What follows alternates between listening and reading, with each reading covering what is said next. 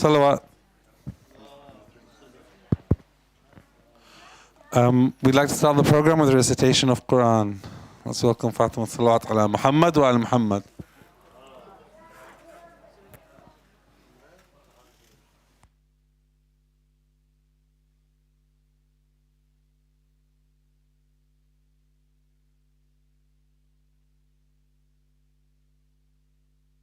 رجيم. بسم الله الرحمن الرحيم.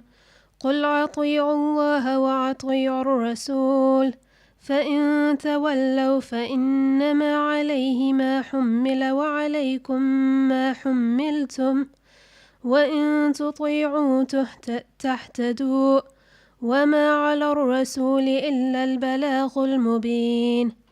وعد الله الذين آمنوا منكم وعملوا الصالحات ليستخلفنهم في الأرض كما استخلف الذين من قبلهم وليمكنن لهم دينهم الذي ارتضى لهم وليبدلنهم من بعد خوفهم أمنا يعبدونني لا يشركون بي شيئا ومن كفر بعد ذلك فأولئك هم الفاسقون. وأقيموا الصلاة وآتوا الزكاة وأطيعوا الرسول لعلكم ترحمون. لا تحسبن الذين كفروا معجزين في الأرض ومأواهم النار ولبئس المصير. صدق الله العلي العظيم.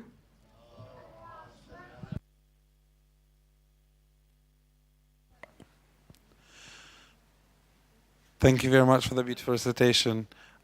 Today we are going to have Shaykh Arif, who will be speaking to us on the 15th of SHA'BAN, celebrating Imam Mahdi alayhi salam. Unfortunately he's not able to make it today because he contracted COVID a couple of days ago, but alhamdulillah he's well enough to still participate today and lead the program. So let's welcome him with salawat ala Muhammad wa al Muhammad. Shaykh Arif, as many of you will know, and all of us know, founded the Al-Mahdi Institute in 1993. He currently serves as its director and senior lecturer in Usul al-Fiqh. For over 20 years, Shaykh Arif has been at the forefront of developing and delivering advanced Islamic studies tailored towards training students capable of addressing the needs of contemporary societies. Shaykh Arif was educated at the Madrasa Sayyid al-Khoy from 1985, and he's furthered his studies in Islamic seminary in Qom. Alongside these studies, he also taught in Qom across a wide spectrum of different scholarly disciplines. On his return to the UK after founding the Al-Mahdi Institute, he continued his Bahth al-Kharij training in Usul al-Fiqh and Fiqh from 1994 under Ayatollah Amini, a student of Ayatollah Khoy. Salawat ala Muhammad wa al Muhammad.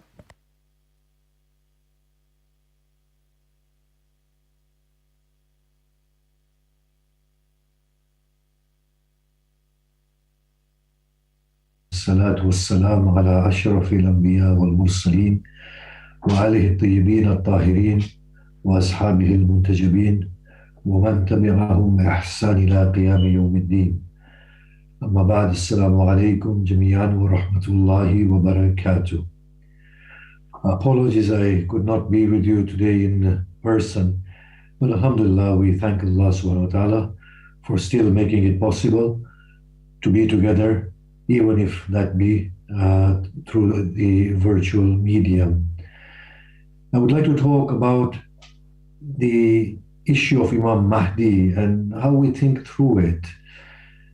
As a child, I remember being raised in an Ismaili family, but my great aunt who took care of me, she would tell me that your Imam is the 12th Imam, not the Aga Khan. So I was indoctrinated in this particular belief of the 12th Imam. And then thereafter, I found that it was just emphasized and re-emphasized and reinforced within the soul until it became a natural part of life.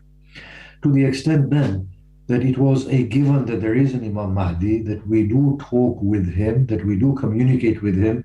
He sees us, he watches over us. However, in Uganda, we did not have the cultures of going to the river or the sea and throwing the ariza. I encountered these cultures when we came to the UK. And then I remember late at night or just before the crack of dawn, we would go to a reservoir or some place and we would throw the arizas into the reservoir with the hope that Hussein ibn Ruh will pick it up and then deliver it to the 12th Imam. Now, all this while, this was all very natural. It was a given that this is faith and this is the reality.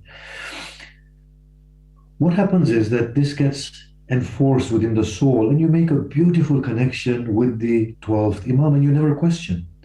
So when you go to, then when I started my education in Islamic studies, this was never questioned, this part of it. From England to Iran, it was actually reinforced. And then Jamkaran is the place of the 12th Imam, and then you go and you meet with him. And then, of course, you go to Arafah and you look forward to meeting with the 12th Imam, and then you get into trouble during the tawaf due to the great numbers of people, and you get squeezed from all sides, and you call onto the 12th Imam, and then whoever you see, you feel he is the 12th Imam. Now, that might appear a little bit comical to some of you, but people of my age will relate to this accurately, that these were our expectations and our aspirations to see the 12th Imam, that he hears us, he sees us, he prays for us. Now, it's not all made believe if we are thinking that these are the faithful trying to just convince themselves. These sort of teachings have been supplied to us by our hadith literature. What happens is that at a later date, when we begin to reason with things and rationalize, we find that, hold on, does a lot of it make sense? And then we come to a position where we say, well, is it that all of it is true? Is it that none of it is true? Or is there a middle course? Now, that is the important part, to try and find out what is accurate and what can be substantiated in some way or another. When you look into it deeply, or when I started looking into things deeply, I found that no, majority of our faith, be it Shia faith or Sunni faith, is based on things that can be argued against. But that does not mean that they are not accurate. What it means is that there is accuracy somewhere, but a lot more has evolved through those little parts that are historically accurate or could have been accurate. And a lot more has been built on top of it. A whole theology or a whole outlook that cannot be substantiated and that may actually be inconsistent with human reason, with human ethos, the message of the Quran and what the Blessed Prophet was conveying to us, and indeed Imam Ali, Salamullah alayhima. The way we stand at present, the Shia school of thought, we have become very exclusivist through the whole idea of Imam Mahdi, Salamullah alayh. I'm a believer of Imam Mahdi, and I want to discuss this to an extent. But the exclusivist outlook that we have through Imam Mahdi, this needs to be examined somewhat. And I'm just going to point at some discussions here. So now the hadith that we receive on the mobile phone through people who send the daily hadith. So in SHA'BAN, obviously, the hadith that are being sent are Mahdi-centered, Salamullah alayh. So here we have a hadith from the 12th Imam, and it's in Bihar al-Anwar, that none of your news is hidden from us. We are not negligent in your affairs or of your protection. Neither are we forgetful of your remembrance. Had it not been so, calamities would have descended upon you and enemies would have annihilated you. So this is a hadith from the 12th Imam to his followers. Now there's a striking similarity between this and what the Bohras believe in. The Dari amongst the Bohra is a connection between human people, that is us mere mortals, and a human mortal Imam who lives and dies but is concealed. Now the Da'i is the only communication between the people and the Imam. And the role of the Da'i is to pray for the people. And the role of the Imam, their Imam, is to pray for the people. And the Da'i is a means to convey those prayers. And had it not been for the dua of the Imam, according to the Bohras, from what I've understood of their theology, the people would have perished. Now, if you examine this carefully, the coronavirus that came upon the global community, it did not distinguish between Muslim and non-Muslim. It did not distinguish between Shia and Sunni. It took all of us in one shot. So from here, the mind begins to think, well, what about the Sahib Zaman's prayers? I mean, we've all been suffering, we've all been dying. And then if you look at the state of the Middle East, which includes Syria and Iraq, look at the amount of people that have died. Look at the amount of people that have been displaced. Look at the refugee humanitarian crisis. If these prayers were true and were being answered, and that we would receive protection, then surely the most affected people in those regions, arguably, are the Shia. When you think about this, you think, well, hold on, is there a way this hadith can be true? To say that maybe in Ghaibatul Sughra he might have said this, and then in Ghaibatul Kubra this doesn't mean anything? If that is the case, then we need to examine the state of Ghaibatul Sughra as well. But in any case, if it has become irrelevant now, then that then chips away at our notion of our belonging with the Mahdi and his perpetual dua for us and our safekeeping and for us to be safeguarded. Similarly, another hadith was sent in which the Blessed Prophet said, whenever you get entangled in some difficulty, then seek refuge in the presence of Hujjah and invoke him. He answers the needy, he will save you and grant you salvation. He is the refuge for whoever seeks refuge in him. Now, obviously, had I read this hadith 20 years ago, I would have said, definitely the Prophet has said this. But here now comes a question. Who was the Prophet saying this to? And why didn't the people ask, Ya Rasulullah, who is the Hujjah? Who is the Hujjah? You see, and in order to then explain all this away, we would have said, no, the Prophet was saying to the futuristic community that, whenever you have difficulty, then we can ask the Prophet, well, the Quran is saying seek refuge in Allah subhanahu wa ta'ala. He's there for the needy. So when you start examining these hadith, and you say, well, it seems that the event of an advent of Mahdi might be accurate, yes, but all these theologies that are spun around it, they need to be critically looked at. They may not be accurate. In fact, they don't seem to make sense if we try to reason with them. Now we go to Kafi and the hadith from the fifth Imam. Now, Marhum Kulaini says that whatever is in my book is reliable. According to them, their yardstick for reliability and non-reliability was not only who are the reliable narrators, because they did not have this quadruple division of the reporters that came in from the time of Muhaqqiq Hilli. They had a very simple sort of an understanding what hadith are reliable, what are not. Now, in their reliable hadith, they could report from weak narrators, but they would say that these weak narrators, since they've been relied upon by the scholars before us, it means that they are strong narrators, or the theme has been excessively reported and people have faith in this theme, so the theme is accurate. So either the reporter, despite not enjoying the credentials of a reliable person, but because the ulama have relied upon the reporter, he must be reliable, or because the theme has been excessively narrated and accepted by the ulama, the theme is acceptable. So Marhum Kulaini says whatever is here is acceptable. I will rely upon the Kafi. Now, the first thing is, why didn't Marhum Kulaini have his book checked by the 12th Imam through his Sofara, let us say?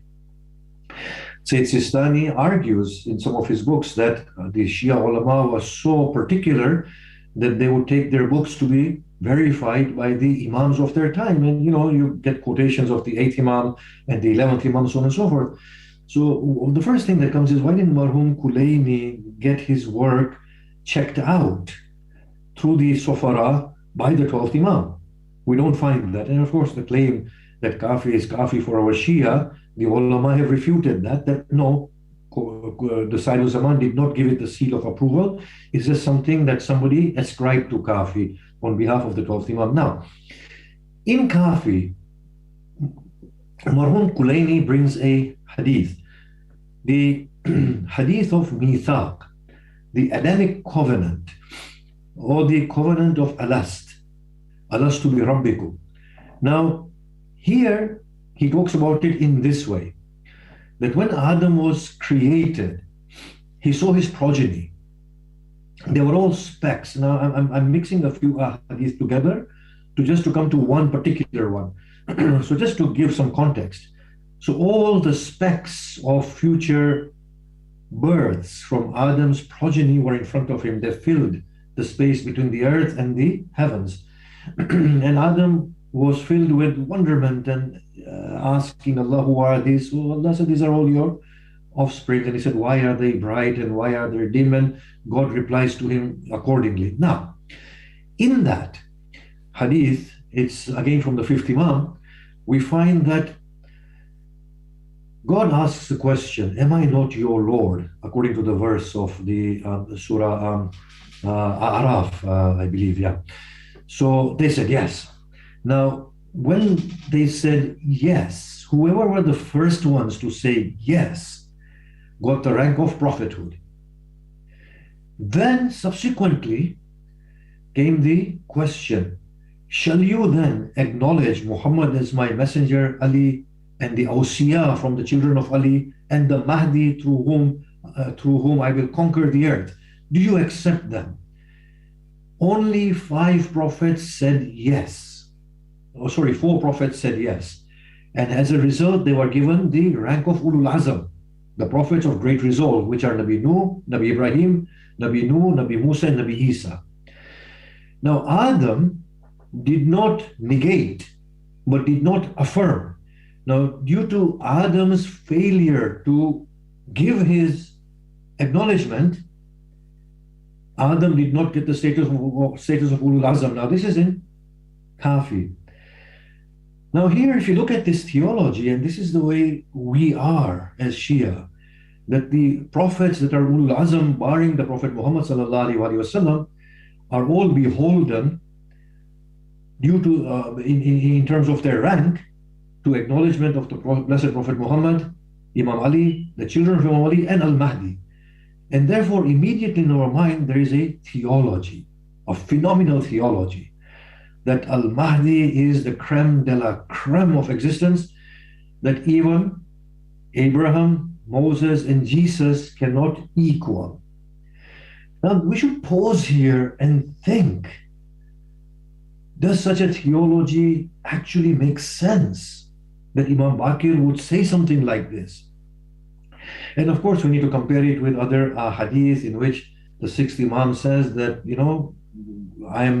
I absolve myself of people who compare me with the prophets.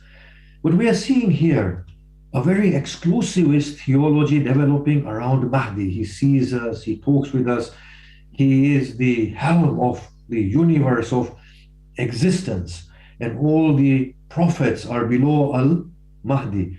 Now, if you examine the verse of the Quran carefully, you will see does it actually make sense? With أَخَذَ رَبُّكَ مِنْ بَنِي آدَمَ مِنْ ظُهُورِهِمْ ذُرِّيَّتَهُمْ. And when your Lord took from the children of Adam, from their loins, their offsprings, it does not say Adam. If you look at the verse carefully, it's nothing to do with Adam, this covenant that God makes with the children of Adam is with the children of Adam, not with Adam at all. It's a historical event in our past. It is nothing to do with the realm of paradise or where Adam was prior to coming onto this earth. It seems to be after Adam, or even if it is in paradise, it's nothing to do with Adam, it's to do with the children of Adam. إِذْ أَخَذَ رَبُّكَ مِنْ بَنِي آدَمَ. And when your Lord took from the children of Adam, from their loins, it doesn't say from his loin, his progenies, from the children of Adam, from their loins, their progenies. So if you read the verse accurately, you will say, it doesn't stack up. Something is not making sense here. But I suppose because we are naively taking on board things without questioning, such nuance is not really considered or looked into carefully. Now, on the subject of exclusivity and we enjoying this exclusive status with God, there is another hadith of the tina, the clay from which we are made, and there are undeniably many hadith, and we need to discuss them at some point. The dust from which we are made, or the miracles that have happened, and I'm going to discuss a few of them today. So now, according to another hadith, and I believe this one is attributed to the fifth Imam or the sixth Imam, one of the two Imams, and it's amazing why these hadith seem to stem from the fifth and the sixth Imams and not any Imam before them so prominently. Of course, people have said that in the time of the fifth Imam, there were many people who were fabricating hadith and passing them as the hadith of the fifth Imam. And the sixth Imam actually cautioned his followers of that. In any case, so we have this hadith that the Shia are made from the dust of the Imams, which is the dust of paradise. And the Sunni, or not the Sunni, and the opponents of the Shia are made from the dust of hell. In some of the hadith, God took sweet water and salty water, and I do feel there is a lot of truth in the way the hadith tries to say something, but what we have took from it and how we've developed it doesn't seem to be accurate at all. Just bear with me. So in any case, these waters were mixed with the dust. And from there, two groups were separated. Now, every good consists of evil and every evil consists of good. And they will, through procreation, separate from each other until the evil goes to hell and the good goes to paradise. But in the process, the good will perform evil deeds, and the evil people will perform good deeds. So the questioner goes to the Imam with this question. And I believe Majlisi has quoted this. And the Imam says, the zina that the good person does, presumably the Shia, is due to the evil dust that he has as an admixture in his dust. And the good that the opponent of the Shia does is because of the good dust that is mixed with his evil dust. That is why they are committing crimes and good deeds, contrary to what you would expect them to do. On the day of Qiyamah, what will happen is that the sin of the zina of the Shia will go on to the opponent, and the good deeds of the opponent will come to the Shia, so that the evil is purely evil and the good is purely good.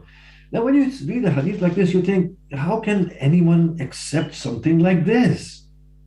What about the justice of God, even if it is at a very basic level of human notion of justice? That doesn't make sense. And Allah says in the Quran, إِنَّ اللَّهَ لَيْسَ بِظَلَّامٍ لِلْعَبِيدِ.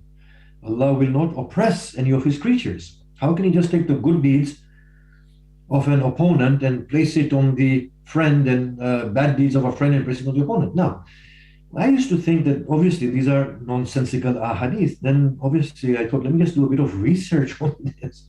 So online, you've got this website of Ayatollah Sayyid Ali Husseini Milani. Obviously he's in Qom, he's alive. So he discusses this hadith and he says, no, this hadith is accurate. Why? Because the Sunnis have a similar hadith. The Sunni hadith is Sahih according to Mustadrak of Hakim, in which he says that the Prophet says that people on the day of Qiyamah will be two or three types. Those who will go to paradise straight away. I'm mixing two hadiths together. those will give a small accounting to Allah, and those will come with burdens of sins like mountains. God will say, put these sins upon the Jews and the Christians and let them go to paradise. Now you think, this is a Sahih Hadith according to them. How can anybody believe in a God who is ready to do this? And on the other hand, God says in the Quran, those who are faithful, the Jews, the Christians, the Sabians, whoever believes in Allah, in the last day does righteous deed, will have their reward and no fear shall befall them. It's totally in conflict with the Quran. How can such a thing make any sense? What I'm trying to say here is that, okay, the original idea of Mahdi might have value, as I want to discuss in a little while, but all these spin-offs that we are getting around it, they don't seem to be accurate at all. God does not favor a particular dust and throw their zina onto the other one and other one's good deeds onto this one. Now let's go through some other things that can just emphasize the problem that we have and how far we can understand, whatever might be accurate. Let's look at the floods of Nabi Nuh. Now the floods of Nabi Nuh are discussed in the Abrahamic scriptures. Aside from that, it's a global event. So it's been reported by 300 odd cultures around the world, and in their sort of myths and in their scriptures, they talk about the great flood. So we know the floods did happen. It's a global event. It did happen. Then we come to the breaking of the moon by the Blessed Prophet. Now, the Shia Sunnis will say this is tawatur, mutawatir. Mutawatir means abundant of people have reported it from generation to generation, so we can't doubt. What I will ask here is that when the Prophet says something and 50 people report it, and then 50 people report it after that, I will say that is tawatur, it's a local event. But here is a moon that is occupying a space within the heavens. It's broken in two and only 50 people see it, and the rest of the world doesn't see it. It should be like the floods of Nabi Nuh, that the whole world records that the moon had broken in two. You can't just have tawatur of 50 people. Obviously, there needs to be better methods of discerning the accuracy of events that are being reported. There have to be better methods. Otherwise, we are believing in everything that just doesn't make sense. Not to say that the moon has not been broken. I'm just saying bring evidence that the moon has been broken. At the absence of evidence and the Quran's ambiguity, why commit to something we don't know? Similarly, the crucifixion of Nabi Isa salamullah alayhi, the Quran says, "Bal shubbiha lahum." It appeared to them. They did not kill him with surety. They did not crucify him, but it appeared to them. Now here, the Muslims will say, well, we don't believe in the crucifixion of Isa salamullah alayhi. The Christians believe in the crucifixion of Isa. In addition, there is a whole theology that emerges from the crucifixion of Jesus. His redemptive suffering, the exclusivity of salvation for one who goes through Jesus because Jesus died for our sins. You can see the same thing is happening there as is happening with Shia Islam. When we look at all of these things, we say, well, no, there has to be a way in which we can verify things. We just can't take things at face value so lightly because they seem to not make any sense. Now, in this respect, when we come to Mahdi, salamullah alayhi, we will find that Munir Khabaz was giving something on the World Federation channel, and he said about the 12th Imam, he said that when we put in all the probabilities, we can become sure that 12th Imam has taken birth. So the first thing you have to admit is that there's no clear-cut evidence. He has to admit there's no clear-cut evidence. We don't need probabilities to come together to prove to us that Prophet Muhammad took birth. We don't need probabilities to come together to tell us that Imam Ali took birth. We know he took birth. But in the case of the 12th Imam, he had to resort to probabilities. So that's the first thing we need to understand, that it is probabilistic according to the traditional camp. And the traditional camp some are saying it's absolutely given he has been born, and others by their methods are saying, well, we don't know how to prove this. And then people like Sayyid Sistani and the camp of, because we have abundance of reports and abundance of people saying this and that, when they all accumulate together, the probability of lies becomes very little, and we get to the state of itmi'nan, or personal satisfaction, which is akin to knowledge and certitude, and therefore itmi'nan is what we call in Usuli language as probative. In any case, the first thing that's interesting to see is that he is resorting to this method, which is an acknowledgement that one clear-cut evidence does not exist that can be relied upon, unless there is and he's not saying it. Then we have to look into it. However, when I look at the traditions of the 12th Imam, I feel, yeah, there is conclusive evidence for the 12th Imam, and that is what? You see, many ahadith are accurate in terms of either the reporters, but are totally senseless. Like the hadith that swear at your opponents and curse at your opponents and blame your opponents, and they are kafir. You can see that this is, no matter how strong the narrators may be, this hadith is totally wrong. It cannot be from the Prophet or from the Imam. It is inconsistent with reason. It is inconsistent with the Quran. And if a religion were to give this out, it would not have any followers or would not recruit any followers. So it's a sahih chain, but the hadith is totally senseless. Then you have to reject it. On the other hand, you might find ahadith that are not strong enough. Neither are they strong in terms of the narrators that are narrating them, and neither are they strong in terms of all the other contextual indicators that surround the hadith. They are lacking in both ways. However, the content of the hadith, it's so accurate that it's undeniable. Now, this is the amazing thing with the hadith of the 12th Imam, Salamullah alayhi, that these hadith talk about futuristic technologies. They talk about cosmological science.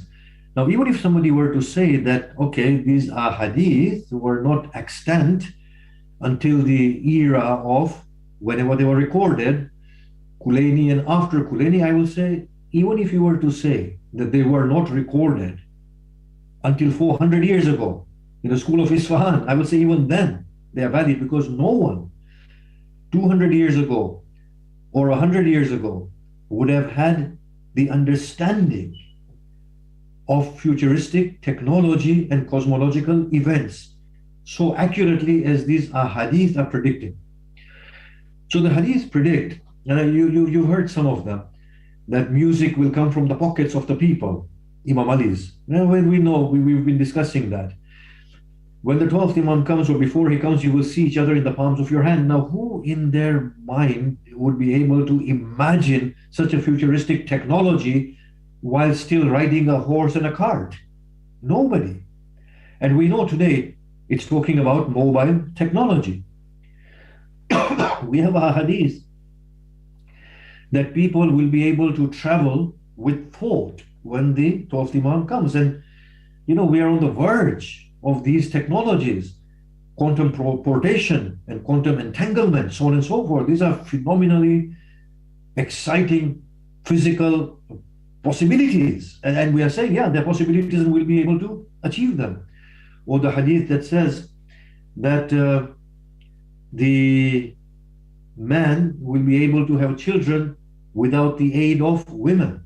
So we know it's talking about artificial wombs. And I mean, who in their right mind, no matter how brilliant they were, would be able to conjure up a hadith like this? So we are seeing that these hadith, despite the fact that the narrators are not strong, and that it does not have any other contextual indicator to say that it's accurately sourced from its source, yet the content is so compelling and so convincing that we'll say, well, yeah, only an imam could have said this. Nobody else could have said this. Now, together with that, the earth will change its axis and the sun will come from the west and sink in the east as it used to do in the time of Adam. And now we are finding, yes, that the axis of sun, of the earth and magnetic field has changed previously. It's mind-blowing, these hadith that are attributed to the 9th Imam, 6th Imam, and onwards. Now, if these hadith, together with giving these signs, are talking of the Mahdi, then we know that, okay, here we have some substantive evidence that we can put our finger on and say, look, I can rely on this. If the hadith says, and the words of the hadith, and I think it'll be good if we can actually delve into it much deeper at some stage, that this will be the time of the khuruj of the Mahdi, dhuhur of the Mahdi, qiyam of the Mahdi. Now, qiyam, khuruj, dhuhur. If the Mahdi, I'm just saying this, it might not be a strong enough argument, but I believe this. If the Mahdi was to take birth in a future world, then the Imams would have said, this is the time when the Mahdi will take birth. But they're talking about khuruj, dhuhur, qiyam. Qiyam obviously means standing, yeah? And standing obviously signifies standing for justice. So these are the sort of hadiths that convince me of the Mahdi Salamullah alayhi. Now, do they convince us of anything else? I will say everything else we cannot substantiate, whether he is talking with us, he's praying for us, he's doing this for us, or he's doing that for us. Religion has to be God-centered, not Mahdi-centered. Yeah, Imam Mahdi is God-centered himself. Religion is not exclusivist, it's wrong. The Quran is pluralistic in giving salvation, and we should be true to the Quranic message and not fall foul of what others have done, unfortunately, the Jews and the Christians and then maybe many other religions. I know my time is finishing now, and I need to finish a few things. But instead of teaching Mahdi as an exclusivist ideology, the way we have been ingrained and cultured and nurtured and indoctrinated. You see, right now, I find people when I go to certain parts of the world, they would say, I went to the seashore and then I prayed to Mahdi and then I threw my ariza. I don't think that's what Mahdi would intend, or the Blessed Prophet would intend, or the Quran or Imam Ali. It is not, go and pray to Allah. Or the Mahdi will come to me and Mahdi will save me, and I do istighatha of al-Mahdi. No, be God-centered, be God-centered. Mahdi is God-centered himself, yeah? Imam Ali did not do istighatha of the Prophet even after the death of the Prophet, and Imam Hassan and Hussein did not do istighatha of Imam Ali after the death of Imam Ali. They didn't. We shouldn't do things that are not there. The Quran is clear. Be with Allah subhanahu wa ta'ala. Give the wasila of the Prophet, yeah, that's fine. That's all part and parcel of our existence and existential sort of and human condition. Majority of the theologies that we have around Mahdi are very suffocating, very, very negative. The du'as around al-Mahdi, some of the ziyarat literature around al-Mahdi, it's very Mahdi-centered and very exclusivist and very negative at times. I do not mean to offend anybody. Forgive me if I am. But I would like to be criticized on this as well in order for me to be guided aright, yeah? So instead of looking at Mahdi as such a bleak, negative, exclusivist phenomena, let us look at Mahdi in a positive light, in an existential light in terms of the human condition. The Jews and the Christians believe in the coming of the Messiah, yeah? The Buddhists believe in the coming of the golden age, where maybe a Buddha will appear. The Hindus believe in one of their Bhagwan avatars coming and resolving the problems of this earth. If we believe in the positive notion of Mahdi, in addition to the person of Mahdi, who will come with Isa Masih, Salamullah alayhima, what that will do is that will impel us to get it right before they come, because we know the eventual end is a good one and there is success destined for us, so that we don't feel defeated right now, as opposed to the way the Shia community is feeling. We are very defeatist people. We feel we can't do anything and the Mahdi will come and do everything. In fact, that is the exact opposite of what the Mahdi doctrine at a human existential level was supposed to do. It was supposed to prompt growth, prompt us into action. So today, when we see warfare around the world, instead of sitting there and lamenting and saying our Mahdi will come and save us when the rest of the world is in neck-high blood, according to our hadith, and will be saved, don't think like that. Think the family, human family is my family. They are all the people of God and the prophets and al-Mahdi. It is only a few that are driving us to warfare. Majority of the humanity understands the worth of peace, justice, harmonious coexistence. Be the precursors of this human spirit and go and talk with people and get them united for us to demand a peaceful world. That is what the Mahdi notion is supposed to do. Look at the hadith. The Mahdi will come and fill the earth with justice and equity and peace, just as it would have been filled with injustice and oppression before him. Now, this is a bit of a failure on part of the humankind that, why can't we get it right? It's because of our negativity that we are not capable of doing anything that the situation is going to go to that level. But that's not what it means. For the Mahdi to bring about a peaceful world and a just world, the world has to be ready and know the worth of peace and justice. So I take it very positively that the human community will be ripened and ready to receive peace and justice, and only then Mahdi can come and bring about peace and justice. As far as the war that will be waged towards the end of time before Al-Mahdi comes, that will be the war in which innocent people will be killed because of a very few who will initiate the war. And that is what we've been seeing. That is exactly what we have been seeing. If you look at I think this was the First World War, we read in our philosophy literature, when we, earlier on, when we basic philosophy, that in the First World War, I think it was the day of Christmas when the British and the German soldiers made truce that they would not kill each other. They came out of their trenches and played a friendly game of football. Then they went back into their trenches and started killing each other. Now, if you could have had 5 days of football, they would not have killed each other after that. They would have actually turned to their nations, the heads of their states, and said, look, we don't want to kill each other. We want to play football with each other.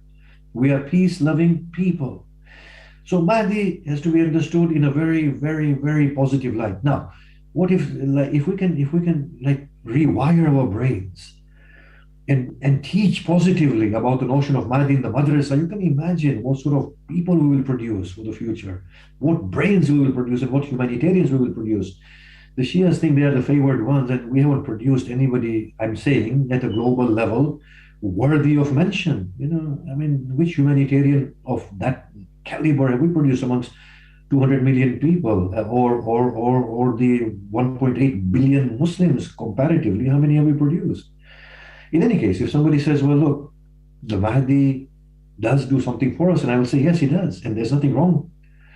Pray for the Mahdi, have belief in Mahdi, but that belief in Al-Mahdi and prayers for the Mahdi should be a positive motivation towards activity and fulfillment of our purpose. However, the only way you can do that is when you reject the hadith that you are from a special clay, and your sins will be transferred to the modern day, Salafi, and their good deeds will be transferred to you. And for Muslim to reject the hadith that their sins will be transferred to the Jews and the Christians, and their good deeds will be transferred to us. And we need to forget those hadith that we have to pray to the 12th Imam to come and save us, because it is inconsistent with the whole ethos of God centricity and of progression. So with that, the du'as that we pray for Al-Mahdi, we need to be very, very careful that we don't read things that are not God-centered, and we do not read things that are false historically, or things that are in conflict with the Quran. To get these things right, I'll stop there. Wassalamu alaikum wa rahmatullahi wa barakatuh.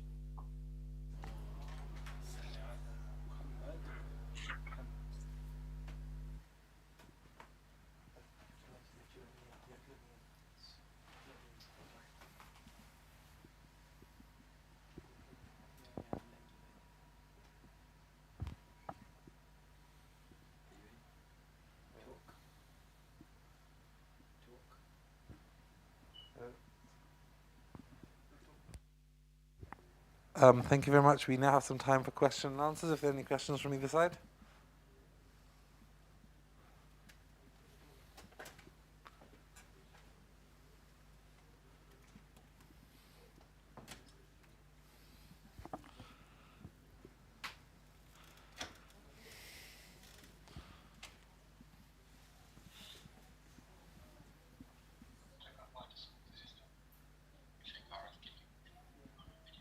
Any questions from either side?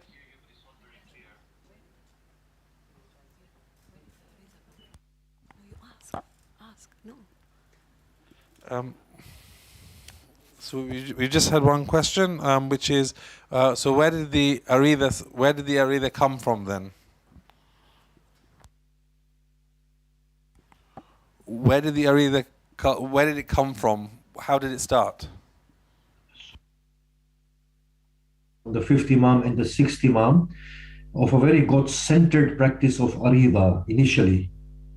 So, when people were in trouble, so the Imam would say that, implore Allah, make these du'as, write your requests, and then, face the Qibla, go to a stream, and throw your ariza inside the water.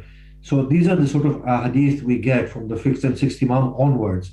But from a patch of being God-centered, they become Imam-centered as we go along.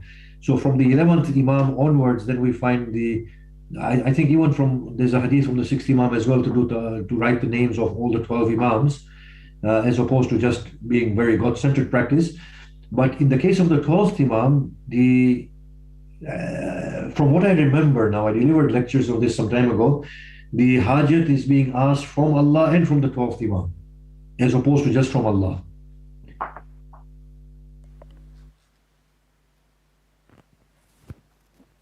Any other questions? Otherwise, I'll ask this question. Oh, sorry. Go ahead. It's just on the same topic.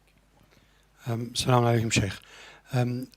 With aritha, not being an expert on psychology, but actually externalizing something, writing it out on paper, and then disposing of it somewhere in water or somewhere else, psychologically is quite a positive thing.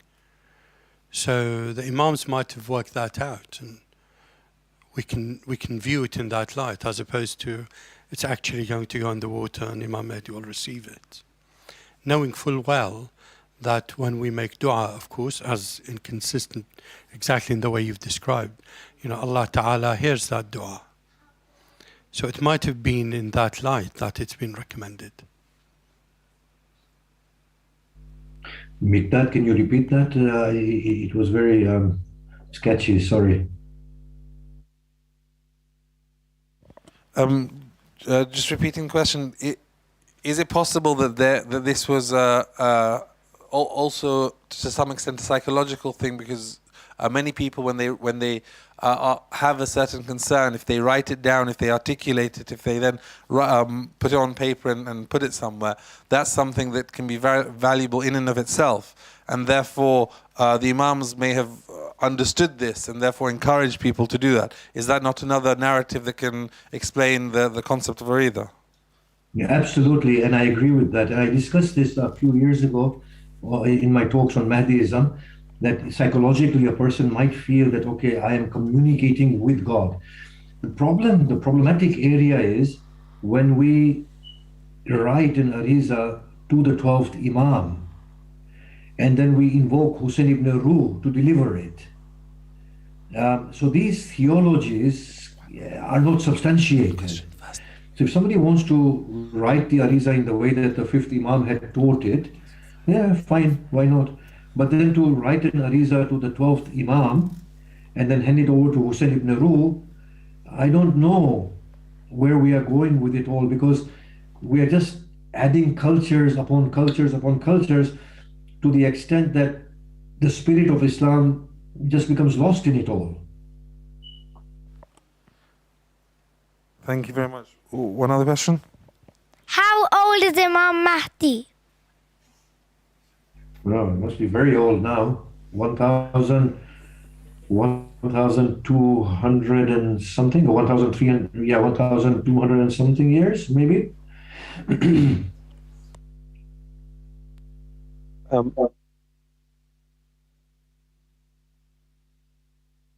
Another question that's come through. What's the problem with Imam centricity? We have Prophet centricity on Milad al-Nabi and other things. We have Imam Hussein centricity on Karbala. What's the problem of having the 12th Imam centricity on issues related to the 12th Imam? So maybe I need to explain this further. By Imam centricity, I do not mean not to uphold the name and the remembrance of the Imam and you know, praising the Imam and achieving their understanding.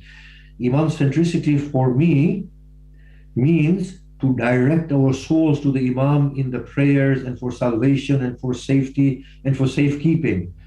That imploring side, making prayer side, wanting refuge in, wanting protection from, it should be with Allah. That's God centricity. But talking, yeah, the Prophet was phenomenal. We need to follow his example. The Imams were excellent humans, divine beings, all perfectly fine. Nothing wrong with that. That's not what I mean by Imam centricity. By Imam centricity, what I mean is giving those properties of attention and devotion to the Imam that are owed to God. That the religion revolves around an Imam as opposed to revolving around God.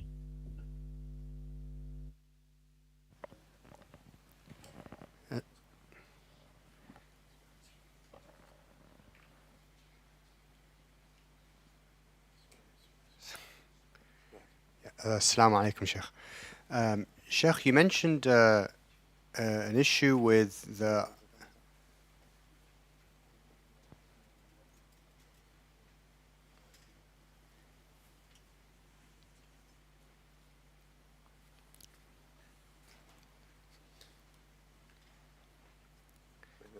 Assalamu alaikum, Sheikh. Sheikh, you mentioned, I think it was you used the example of the Buhras as their interpretation of the Imam as being problematic, in that they see them as the connection between the humans and the, like, sort of almost like a direct connection to the divine. And if we look at the Shi'i view of Imamah, or at least the orthodox view of Imamah currently, which is that the Imam is, say, a leader, a guide, etc.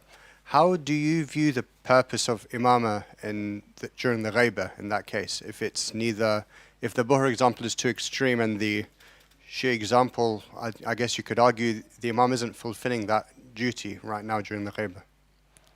So I don't deny the simultaneous existence of a realm, not purely physical realm, a more metaphysical realm or a mystical realm where these things operate, like the Sufi hierarchy of the poles and the right hand and the left hand Aimma. So I don't deny any of that. I say, okay, yes, these are all there, these are all possibilities, and maybe, you know, some people have access to that. But the real notion of Imam within the Ghaibah, as far as the human community is concerned, is for the human community as a collective mind to grow and to evolve and to find answers and to fulfill our human potential to the fullest. Now, you might find that my analogies are a bit simplistic and crude, but an instructor inevitably wants his class to graduate. Parents want their children to come of age. Allah subhanahu wa ta'ala wants his vicegerent, which is the human community, to grow and come of age. If we are always beholden to an Imam or a Prophet, then that is us not fulfilling our potential. So at the end of the human journey, the human community should become prophetic and needless of the Prophet as well after that point. I do feel that we are the point of true revelation of God, because we have got the breath of God within us and our minds are evolving. And I do think that the Imams are people that have, and the Prophets are people that have just come to put us on the right trajectory for all of us to get there. So the absence of the Imam is actually a mercy for us to grow and achieve actualize our potential. So for example, the human rights that we were taught in scriptures, now we decide this at our human level within United Nations, that these are inalienable human rights, and we are always refining them. For example, now we are coming to a stage of acknowledging that deep-seated vacuum, and we need spiritual fulfillment. We need to tend to a higher belonging. Humanity at large is coming of age. And that is the role of the phase in which there is no Imam present within humanity. That's what I believe. Thank you very much. Are there any other questions from either side? Yes. 1 second.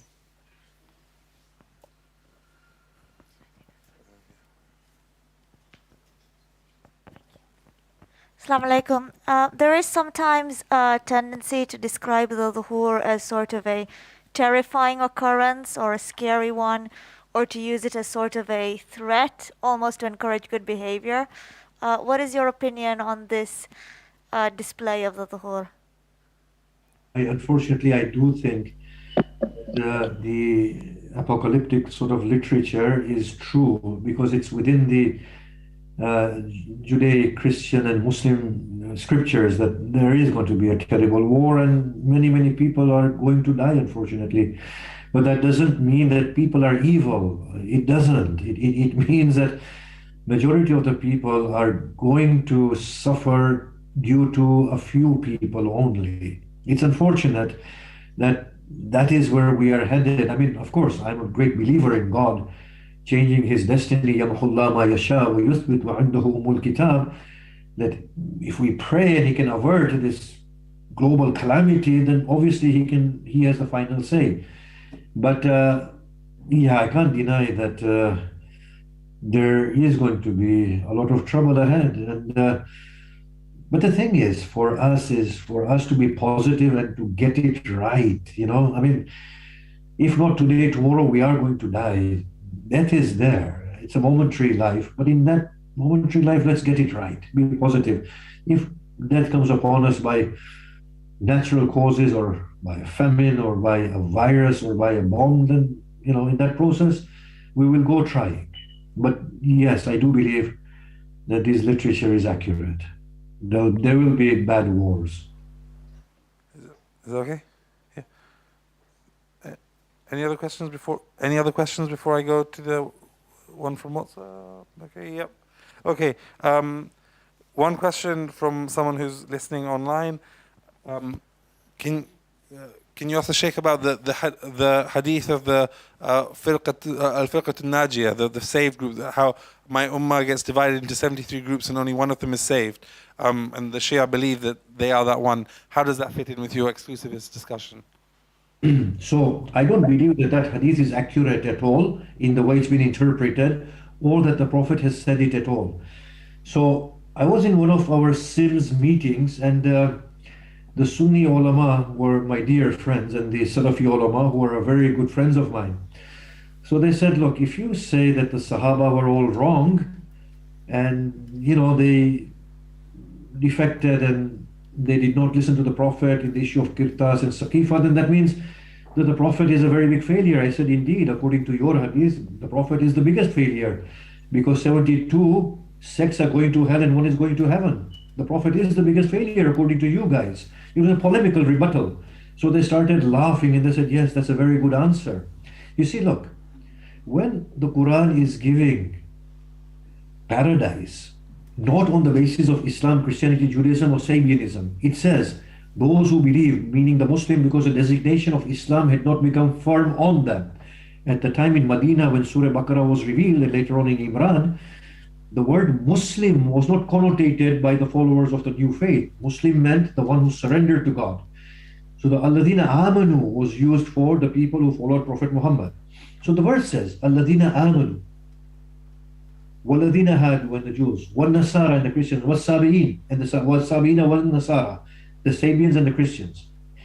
After putting these four Abrahamic faiths together, the verse says, whoever amongst them believes in Allah, the last day, and does righteous deed, they will have their paradise and their reward, and they will have no fear upon them. So the paradise was not given on the label of Amanu, Iman, on the label of Christianity, Judaism, or Sabianism. Salvation was guaranteed on inner state of individuals belonging to all these groups. Now that doesn't mean that others will be going towards damnation. The only thing the Quran is saying is, at the very minimum, these four groups, whoever within them really believes by the heart in Allah, the last day, and does righteous deed, they will have their paradise. So what I'm saying is, on the one hand, you have the verse like this, and on the other hand, the Prophet is saying this.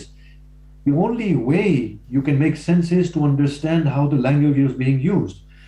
So when the Prophet says, Kulluhum fil nar, they're all in fire, fire could have meant they're in error, not in hell and damnation.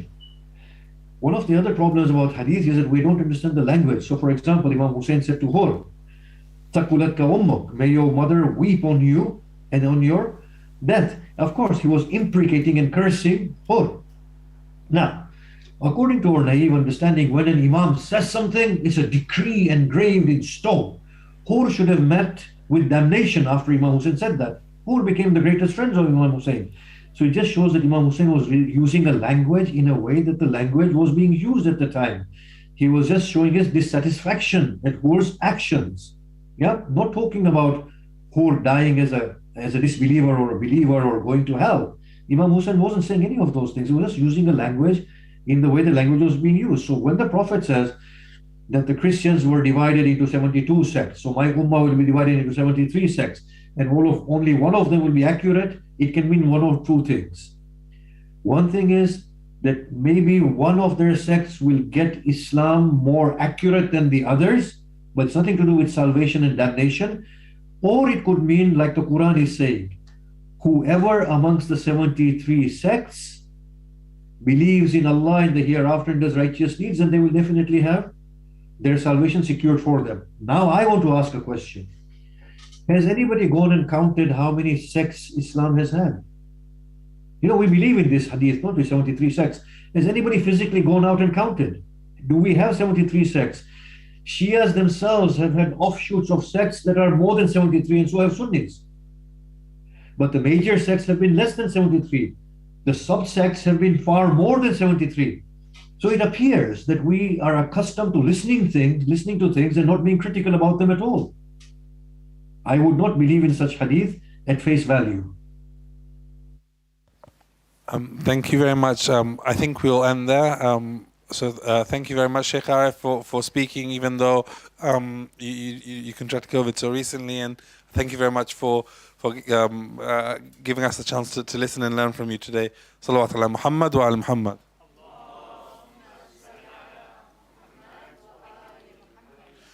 Just a couple of quick announcements. If you'd like to find out more about our programs, please just go to sikkim.org.uk and talk to one of the members of the executive committee. We have Husseini Madrasa continuing every Sunday. Tafsir classes. You'll find out on the mailing list about that if there are any questions. And on Thursday we have our Dua Kamal program, and again Friday next week, inshallah. So inshallah, I look forward to hearing you and seeing you in some of our programs going forward. Salat ala Muhammad wa ala Muhammad.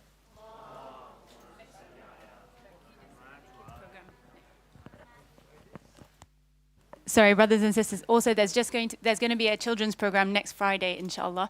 The sign-up link for that will come out soon, and it'll be on preparing for Ramadan. So do look out for that. Thank you.